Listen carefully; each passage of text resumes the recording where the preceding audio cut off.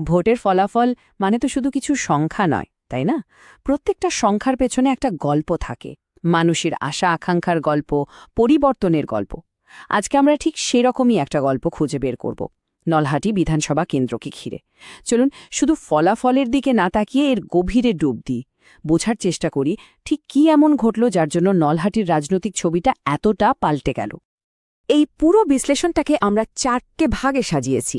প্রথমে আমরা নলহাটির মাটি আর সেখানকার মানুষদের একটু চিনে নেব।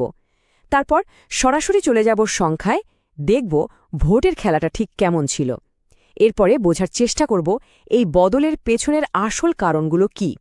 আর সবশেষে একটু ভবিষ্যতের দিকেও তাকাব, দেখব আগামী দিনে কি হতে পারে। যে কোনো রাজনৈতিক বিশ্লেষণ শুরু করার আগে ওই জায়গাটার প্রেক্ষাপটটা বোঝা খুব জরুরি। কারণ রাজনীতির বীজ তো ওই মাটি, জল আর সাধারণ মানুষের দৈনন্দিন জীবনের মধ্যেই বোনা থাকে। তাই আগে সেখানকার গল্পটা জানা দরকার। তো নলহাটি জায়গাটা ঠিক কেমন? এটা পশ্চিমবঙ্গের বীরভূম জেলার একটা গ্রামীণ এলাকা। এখানকার বেশিরভাগ মানুষের জীবন জীবিকা চলে চাষবাস বা দিনমজুরি করে। কিন্তু এই সহজ সরল ছবির পেছনেই লুকিয়ে আছে একটা বড় সমস্যা, উন্নয়নের অভাব। ভালো রাস্তাঘাট, ঠিকমতো বিদ্যুৎ বা স্বাস্থ্য পরিষেবা, এই সবকিছুরই একটা ঘাটতি রয়ে গেছে। আর এই না পাওয়ার বোধটাই কিন্তু মানুষের রাজনৈতিক চিন্তাভাবনাকে গড়ে তোলে। এই যেমন ধরুন এই সংখ্যাটা, নলহাটির সাক্ষরতার হার ৭০.৭%, যা রাজ্যের গড় হারের থেকে বেশ খানিকটা কম। এটা শুধু একটা পরিসংখ্যান নয়, এটা আসলে ওই উন্নয়নের ঘাটতিরই একটা প্রমাণ। আর এই ঘাটতিগুলোই ধীরে ধীরে ক্ষোভ তৈরি করে, যার প্রতিফলন আমরা দেখতে পাই ভোটের বাক্সে। এখানকার সমাজটাও বেশ বৈচিত্র্যময়। এখানে সাধারণ জাতির মানুষ যেমন আছেন, তেমনি তফসিলি জাতি, বিশেষ করে নমঃশূদ্র বা মতুয়া সম্প্রদায়ের একটা বড় অংশ বাস করেন। তার সাথে রয়েছে একটা উল্লেখযোগ্য মুসলিম সংখ্যালঘু সম্প্রদায়। আর হিস্টোরিক্যালি মানে ঐতিহাসিকভাবেই এই বিভিন্ন সম্প্রদায়ের আনুগত্য এখানকার রাজনীতিতে একটা বড় ভূমিকা পালন করে এসছে। আচ্ছা, প্রেক্ষাপট তো বোঝা গেল। এবার চলুন আসল জায়গায় যাওয়া যাক, অর্থাৎ সংখ্যা। ২০১৬ থেকে ২০২১ এই ৫ বছরে নলহাটির রাজনৈতিক ময়দানে যেন একটা ভূমিকম্প হয়ে গেছে। চলুন দেখি সংখ্যাগুলো আমাদের ঠিক কী বলছে। এই স্লাইডটার দিকে একটু মন দিয়ে দেখুন। ২০১৬ ছবিটা কি ছিল? তৃণমূল কংগ্রেস প্রায় ৪৫% ভোট পেয়েছিল। আর ঠিক তার পেছনেই ছিল বামফ্রন্টের শরিক ফরওয়ার্ড ব্লক প্রায় ৪০% ভোট নিয়ে। বিজেপি তখন কোথায়? মাত্র ১০%। মানে লড়াইটা ছিল মূলত তৃণমূল আর বামেদের মধ্যে। কিন্তু মাত্র ৫ বছরে ২০২১-এ এসে দেখুন কি অবিশ্বাস্য পরিবর্তন। তৃণমূল তাদের ভোট বাড়িয়ে নিয়ে গেল ৫৬%-এর ওপরে। আর বিজেপির ভোটটা দেখুন ১০ থেকে লাফিয়ে সোজা ২৯%, প্রায় ৩ গুণ। আর বামফ্রন্ট, তাদের ভোট ৪০ থেকে একেবারে ১০%-এ নেমে এলো। মানে পুরো রাজনৈতিক জমিটাই ওলটপালট হয়ে গেল। ভাবুন একবার, প্রায় ২৯% ভোটের পতন। বামফ্রন্টের মতো একটা বড় শক্তির জন্য এটা একটা ওমছানা ধাক্কা।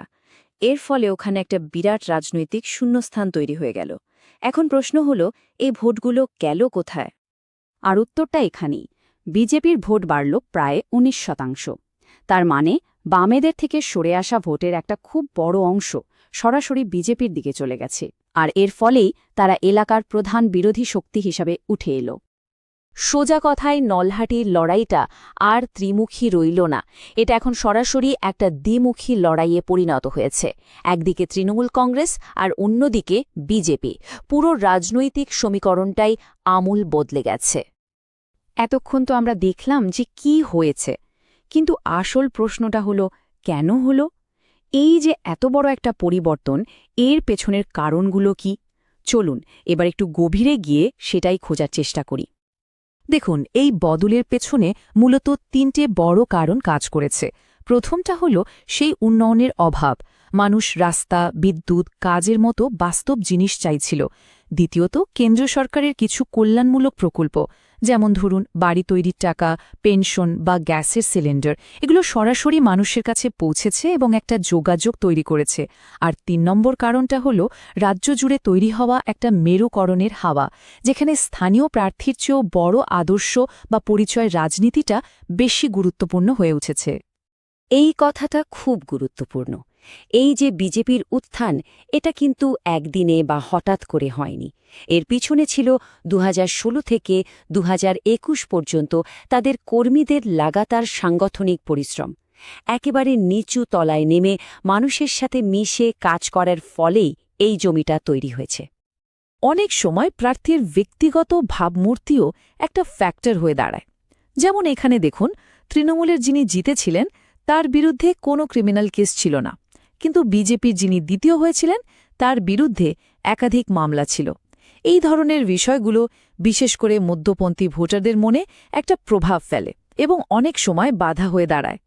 তো আমরা অতীত আর বর্তমানটা তো দেখলাম, এবার এই সব তথ্য বিশ্লেষণ করে ভবিষ্যতের দিকে তাকানোর পালা। 2026 সালের বিধানসভা নির্বাচনে নলাহাটির পথটা কোন দিকে মোড় নিতে পারে, কি ইঙ্গিত পাচ্ছি আমরা? এই টাইমলাইনটা খেয়াল করুন। বিজেপির ভোট কিন্তু এখানে ক্রমাগত বাড়ছে। 2016তে ছিল মাত্র 10%, 2021-এ সেটা বেড়ে হলো প্রায় 29%। আর লাটেস্ট 2024-এর লোকসভা ভোটের হিসাবেও দেখা যাচ্ছে যে এই বিধানসভা কেন্দ্রে তাদের ভোট আরও বেড়ে প্রায় 34.5% হয়েছে। এর থেকে পরিষ্কার বোঝা যায় যে 2021-এর ফলটা কোনো বিচ্ছিন্ন ঘটনা ছিল না, এটা একটা ধারাবাহিক উত্থানেরই অংশ। আগামী দিনের রাজনীতিতে কয়েকটা বিষয় খুব গুরুত্বপূর্ণ হয়ে উঠবে, যেমন নতুন প্রজন্মের ছেলেমেয়েদের চাহিদা, তারা চাকরি চায়, প্রযুক্তি চায়। বিভিন্ন সম্প্রদায়ের যেমন মতুয়া বা মুসলিমদের রাজনৈতিক সমীকরণ কোন দিকে যায় সেটাও দেখার। তাছাড়াও দলবদল বা দলের ভেতরের সমীকরণও একটা বড় ভূমিকা নেবে। আর সব শেষে আধুনিক নির্বাচনী কৌশল, অর্থাৎ কোন কোন বুথে জোর দিলে জেতা সম্ভব সেই হিসাব নিকাশ। এখনকার রাজনীতিতে একটা শব্দ খুব শোনা যায়, সুইং বুথ। এটা আবার কি জিনিস? খুব সহজ করে বললে সুইং বুথ হলো সেই সব এলাকা যেখানে একটা পার্টি আগের ভোটে খুব ভালো লড়েছে, হয়তো অল্পের জন্য হেরেছে, কিন্তু দেখিয়েছে যে তাদের সমর্থন বাড়ছে। তো পরের ভোটের জন্য এই বুথগুলোই হয়ে ওঠে তাদের পাখির চোখ। আধুনিক ইলেকশন স্ট্র্যাটেজি কিন্তু এখন এই রকম ছোট ছোট মার্জিনের জায়গাগুলো দখল করার উপরেই দাঁড়িয়ে আছে। তাহলে সবশেষে প্রশ্ন আসে, নলহাটির এই গল্পটা জানা আমাদের জন্য কেন জরুরি? কারণ এটা শুধু একটা বিধানসভা কেন্দ্রের গল্প নয়, এটা আসলে গোটা গ্রামীণ ভারতে যে রাজনৈতিক পট পরিবর্তন হচ্ছে তারই একটা ছোট সংস্করণ। উন্নয়নের চাহিদা আর পরিচয়ের রাজনীতির এই যে লড়াই, এই ছবিটা এখন প্রায় সব জায়গাতেই দেখা যাচ্ছে। তাই শেষ করার আগে একটা বড় প্রশ্ন রেখে যেতে চাই। আজকের এই তীব্র প্রতিযোগিতার যুগে উন্নয়নের বাস্তব প্রতিশ্রুতিগুলো কি পারবে মানুষের পরিচয় বা পুরনো আনুগত্যের শক্তিশালী টানকে পেছনে ফেলতে? নলহাটির ভবিষ্যৎ এবং হয়তো গ্রামীণ ভারতের রাজনীতির ভবিষ্যতও এই বড় প্রশ্নটার উত্তরের মধ্যেই লুকিয়ে আছে। এটা আমাদের সবাইকে ভাবার জন্য একটা বিষয়।